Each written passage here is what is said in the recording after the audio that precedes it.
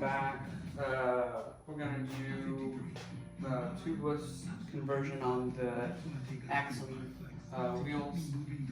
So I'm looking for a tire lever, and I can never find one. I have them everywhere, but never when I need them. Found one, so hopefully I only need one. So first things first, in an effort to save time on the video, I already deflated the tires, so that's pretty straightforward. Get the air out. Take your tire lever. Do one of those, both sides. And these are already pre-taped. The wheels are already pre-taped. So the thing that you're going to need is some tubeless valve screws, rim tape. I'm using Stan's no tube rim tape on these wheels. It's the 30mm tape, and it fits perfect, and I'll show you that on the rim. You can also use Gorilla tape if you have it on hand. It is cheaper, but it's also within the community, it's kind of like, don't use Gorilla tape, it's too messy. Well, okay, I don't know if it's messy. I have it set up with Gorilla tape on the Compressor Pro. I haven't had any troubles with it. It doesn't leak. I suppose if I were to take it all apart and look at it, it might be pretty gross in there, but I don't anticipate a need for that unless I'm changing the tires, which I'm not doing. So to me, it's not a big deal. So on this one, I have the stock rim strip put back on here because, as you know, I was going to sell the bike and I wanted to just include that, you know, just in case. Probably doesn't need to be there for an inner tube, if you're running an inner tube. The tape will probably be just enough protection. So I'm going to take this off, and so this would be the same kind of situation you'd be in if you were setting this up tubeless for the first time. You just kind of grab it with the tire lever, and if you want to save this, just peel it off nice. It's pretty stretchy, and once you decide that you want to put this back on for whatever reason, it's very difficult because it kind of contracts on itself as it sits over time, and then you got to stretch it back over the rim. So once you've done that, you'll be presented with a blank slate here. You're going to want to take some alcohol and just clean this off. Make sure there's no gunk or anything like that. You don't have to get it super clean. I see a lot of guys that, you know, you got to get it clean enough to eat off of. You know, just make sure that there's no junk in there. Make sure it's cleaned off. I've got some residue from the previous sealant job. I'm just going to leave this as is. I don't really care at this point. So it's already taped up. Poke yourself a hole. From there, you're going to want to take your valve. You can get these on Amazon for sort of cheap. I think it's a little expensive for what they are, but like $10, $12, $15 for a set. The Axum uses the Schrader valves, so you want to make sure that if you're doing this for the Axum, you're going to get those Schrader valves and not the Prestas. It just goes in just like that. Then you take this rubber, put that over, and then take the screw or the nut, tighten this down. This is going to help you get a nice tight seal all around. You can do this as tight as you can get it, hand tight, and if it still seems kind of flimsy, you can grab a adjustable wrench and just give it a couple of extra twists It doesn't have to be super snug, just, you'll know.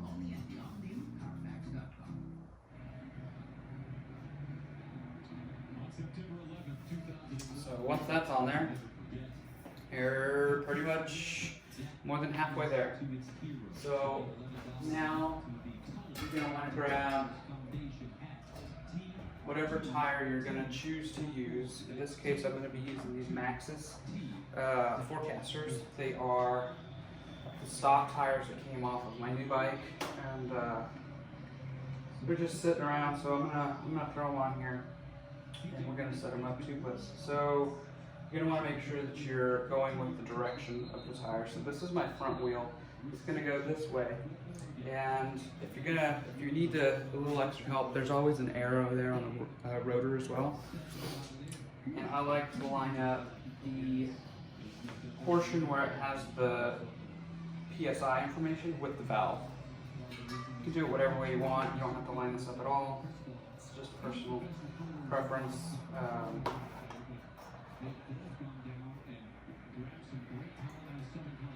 And just before we do this, I do want to make sure this is the direction I think that it is. The direction's on this side. And yes, the rotational is this way, so we're good. So just line yourself up.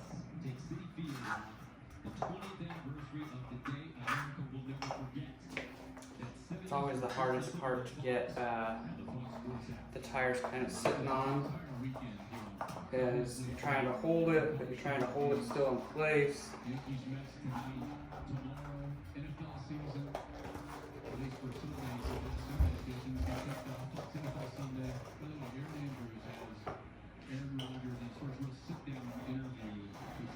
I like to do it both sides, just kind of gripping it as you go.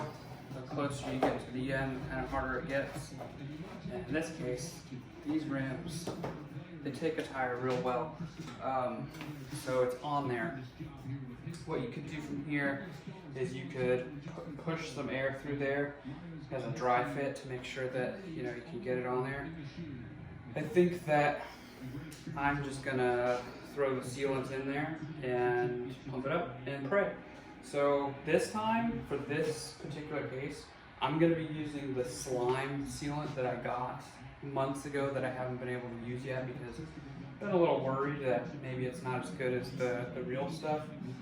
I do have some orange seal that I like. I do like this. This is local, I think, to Austin, actually. Doesn't say on here, but for sure. But I think that this is a local company here in Central Texas. Orange seal. So this is what I'm currently running in the GT. I'm also running this in the Giant. So I want to keep some on hand for when I need to top that off. So what I do have, the Slime 2-in-1 tire and tube premium sealant.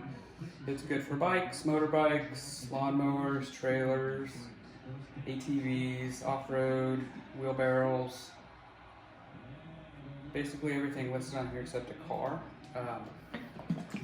Shake it up real nice, and it's very thick, so I'd be interested to see how well this works, if it does work. And for mountain bike tires, well, it doesn't say mountain bike specifically, but for bike tires it's 4 ounces. So I'm not sure exactly, oh, there it is. So this is your measuring side here. It does come with a straw, so I'm gonna try to do this with the straw method, I think. I guess you could just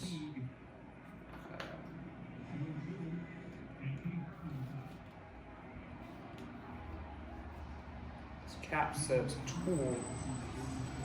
I don't know what that means. Is it talking to me? So I don't know if it's probably a seal underneath here. Yeah.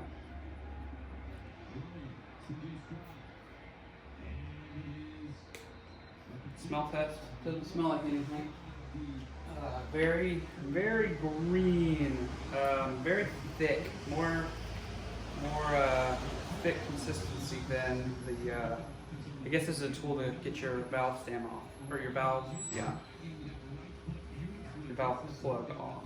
So do one of these, and I don't know if this is even in the frame. I should check the camera angle.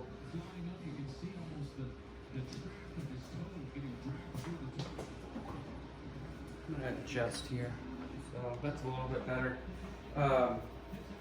What you can do is do it a couple different ways. The way that I've done it in the past is I've peeled back some of the tire and then just poured the sealant in there. You can also do it by removing your core and your valve and then using this straw and then just squeezing it in. I don't know if I want to do that. I feel like there's going to be too much resistance of pressure inside trying to squeeze this in, and then once I take it off, it's just going to squirt everywhere. So I might just peel back the tire a little bit like I normally do and just pour it in. If I can get the tire back off, which sometimes is a challenge, just to get enough of it off to kind of pour in there. It should be fine. So I like to do it valve stem up when I'm pouring the sealant in, because I'm going to put this back in. I'm going to grab the compressor and I'm going to put the air in through the top when it's on here, so that way all the sealant isn't down here, the valve stem's also down here. You're spraying compressed air there, and also the sealant's just going everywhere. So that's just something that I like to do. So I'm going to pour this stuff in here, and it's super neon green. I don't know if I'm going to be able to capture that. Yeah, you can see that there. Super neon green, very thick. I guess I can do something like this. And I'm not sure how much 4 ounces is. This seems like it's going to be a mess if and when I have to change this up. So just do a little bit more, kind of do it by eye based on how much I know to put in for the traditional kind of fluids. And then this is the part that's tricky, getting the tire back on without dumping what you just poured in there.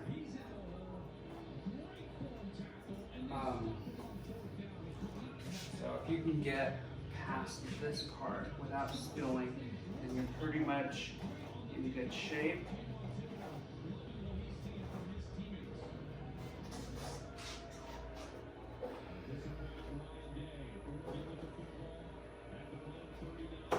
Okay, so the tire's now on. I don't have slime going everywhere. Now you're going to grab your air, and I've already pre-filled my tank. And I'm just going to try to get enough on here that it'll seat.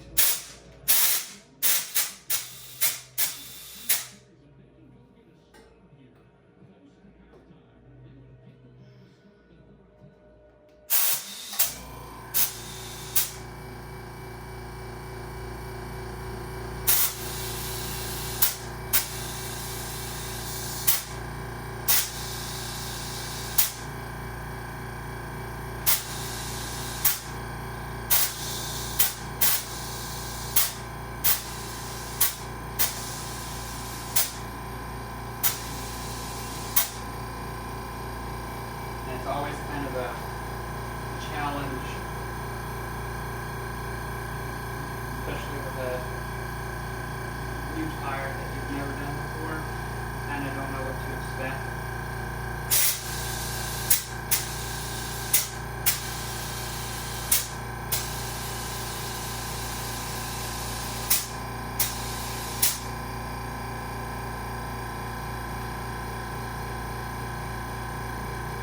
Another tip that is recommended is to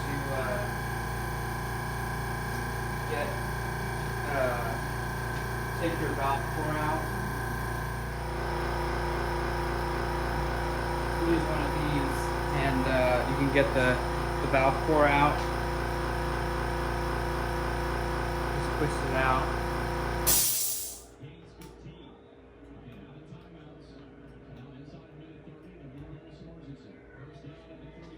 In this case, I might have a little bit of a clog, on this.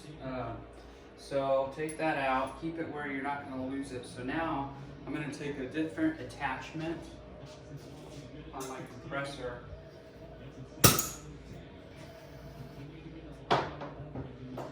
Take my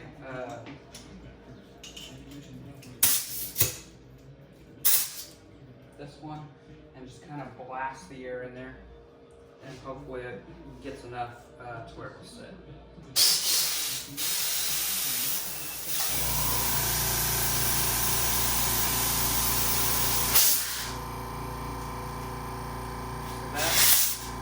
That's about what I wanted to see.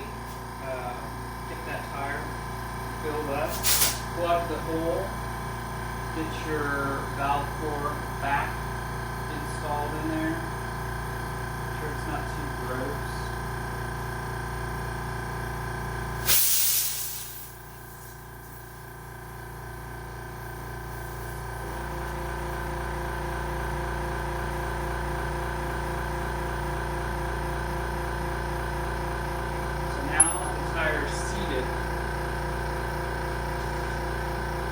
Double check, make sure it looks good, and there's not a lot of pressure in there right now, but we can top it off.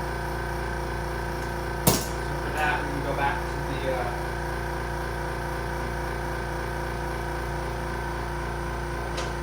the regular one. We can kind of get our pressure where we want it.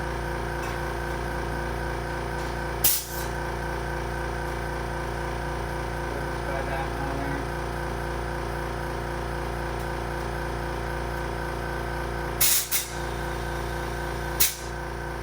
Right now I'm at 11 psi,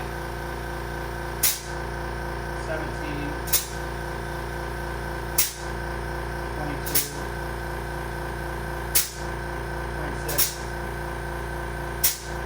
30. So I like to start it out about 30, kind of monitor it, do one of these, kind of get that fluid kind of coated around everywhere. You start to see it leaking out, but don't be alarmed. That's just where you've got some gaps in your seal, and in theory that leaking out should plug those holes up, preventing your tire from losing air. So it's doing what it's supposed to do, so don't freak out about that. Give it a couple of bounces around. A lot of people say do this for, about 5 minutes or so. As long as you feel like you've coated it, everything's gotten a coat of slime on there, or sealant, whatever you use. In this case, we are using slime. You should be good to go. They say don't go riding it straight away. You can ride it. That'll be the best way to kind of know if you're gonna have any issues. And just make sure that you're staying close to home. You don't want to be going 30 miles into the woods on your first attempt at checking a sealed tire. But some people say leave it overnight, check it. I've left them overnight, never had any lose any air. Over time they will lose a little bit of air, but that's just how it goes. So that's pretty much it. I'll get this installed back onto the bike, and every couple of hours or so throughout today, I'll just come out here and I'll spin the wheels and make sure it's all good. And I would feel 100% confident taking this out right now for a ride. I'm going to do the rear, and we'll go from there.